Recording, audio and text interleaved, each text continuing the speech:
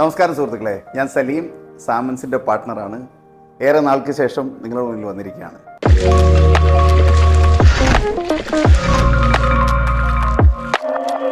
മീനിൻ്റെ ദുർലഭമായ അവസ്ഥയെക്കുറിച്ച് നമ്മളെല്ലാം ഇന്ന് ചർച്ച ചെയ്യുകയാണ്.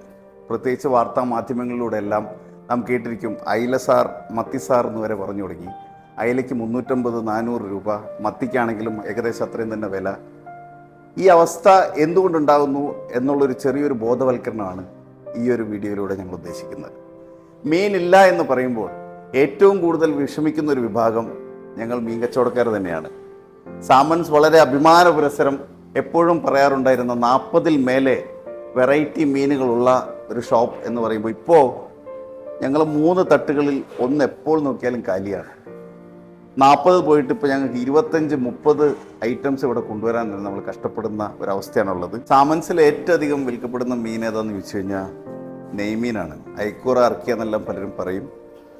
ചൂണ്ട നെയ്മീൻ സത്യം പറഞ്ഞാൽ ഒരു 1.5 മാസത്തിന് ശേഷം ആദ്യമായാണ് ഇന്നലെ കുറച്ച് നെയ്മീൻ ഞങ്ങൾക്ക് കിട്ടിയത്.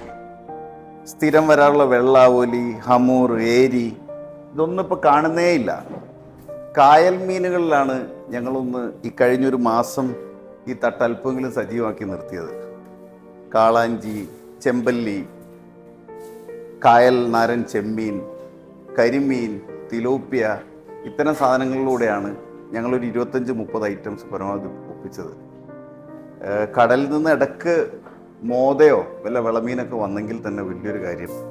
ആ ഒരു രീതിയിൽ അത്രയധികം ദുർലഭമായ ഒരു അവസ്ഥയിലൂടെയാണ് നമ്മൾ കടന്നുപോയത്. എന്തുകൊണ്ടിങ്ങനെ സംഭവിക്കുന്നു എന്നുള്ളതാണ് നിങ്ങളെ ഞങ്ങൾ അറിയിക്കാൻ ശ്രമിക്കുന്നത്. മത്സ്യലഭ്യത കുറയാൻ മുഖ്യമായും 2 കാരണങ്ങളാണ് ഈ മേഖലയിലുള്ള വിദഗ്ധർ നമ്മളോട് പറയുന്നത്. ഒന്ന്, നമുക്കറിയാം, കഴിഞ്ഞ വേനലിൽ മലയാളികൾക്ക് ചിര പരിചിതമല്ലാത്ത രീതിയിൽ വലിയ അളവിൽ ചൂട് അനുഭവപ്പെട്ടു. വെള്ളം ചൂടാകുന്നതിലൂടെ മത്സ്യങ്ങൾ താഴെ തട്ടിലേക്കോ അല്ലെങ്കിൽ വേറെ ഇടങ്ങളിലേക്കോ മൈഗ്രേറ്റ് ചെയ്യും എന്നാണ് പറയപ്പെടുന്നത്. ഏറ്റവും നല്ല ഫ്രഷ് മീൻ എന്ന് പറയുന്നത് വള്ളക്കാർ കൊണ്ടുവരുന്ന മീനാണ്.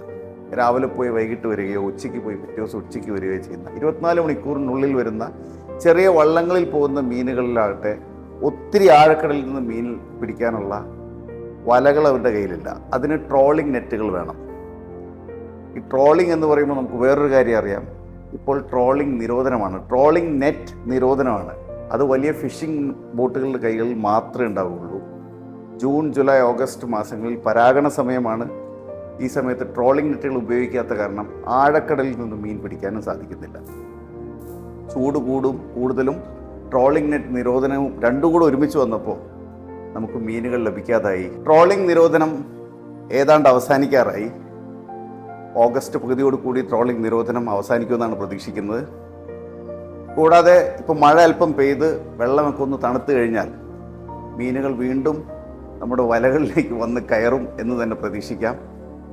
സാമൻസിലെ പല ഉപഭോക്താക്കളും വന്ന് മീനില്ലാതെ, മീൻ വളരെ കുറവ് കണ്ടുകൊണ്ട്, മീൻ നിറയ്ക്കണമെങ്കിൽ പിന്നെ ഞങ്ങൾക്ക് ആകെയുള്ള വഴി പുറമേ നിന്നുള്ള മത്സ്യം എടുക്കുക എന്നുള്ളതാണ്. അങ്ങനൊരു പോളിസി സാമൻസിനില്ലാത്തത് കാരണം ഞങ്ങളെ പരമാവധി ലോക്കൽ ക്യാച്ചിൽ മാത്രം കേന്ദ്രീകരിക്കുന്നതിനാൽ നമ്മുടെ കയ്യിൽ മീനിൻ്റെ ലഭ്യത വളരെ കുറവാണ്. ഈ അവസ്ഥ 2-3 ആഴ്ചക്കകം മാറും എന്ന് തന്നെയാണ് നിങ്ങളെപ്പോലെ ഞങ്ങളും പ്രതീക്ഷിക്കുന്നത്. ഇതുവരെ ഞങ്ങളോട് സഹകരിച്ച എല്ലാ ഉപഭോക്താക്കൾക്കും നന്ദി. തുടർന്നും നിങ്ങളുടെ സഹകരണം പ്രതീക്ഷിച്ചു കൊള്ളുന്നു. നന്ദി.